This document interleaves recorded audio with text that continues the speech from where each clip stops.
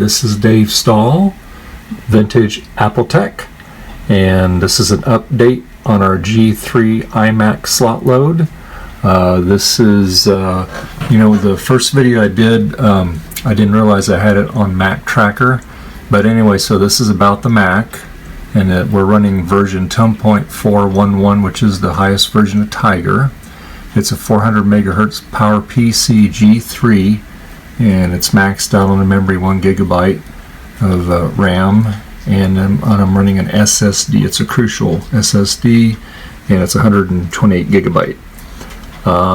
So anyway, I got the G4 upgraded G3 board from DOS Dude today, and so what we're going to do is we are going to take the board out of this and put the new updated board with the G4 processor in it, and we're going to see if this will allow me to run Leopard. That's my goal, to make it a little bit more usable and make it a little bit more speedy. It's spec'd out at I believe he said it was 550 megahertz, so it'll be a little speed bump for it.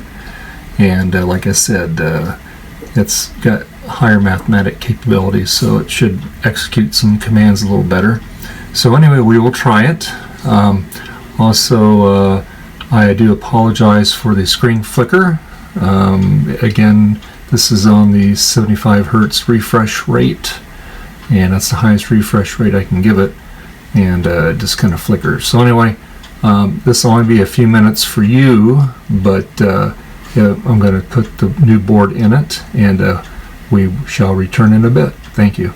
A little more information about this Mac. You can see the Power Mac 2.2, and it's the PowerPC 750. That's the CPU type 32.1, and 400 megahertz, 512 cache, 1 gig memory, 100 megahertz bus. Boot ROM version is 4.1.9F1. You have to have that to run Tiger, and that gives you the serial number of the machine, which that will change when we do the updated board. It should be a different serial number. And like I said, this will be only a second or two for you guys, but we'll be back after we get the new board.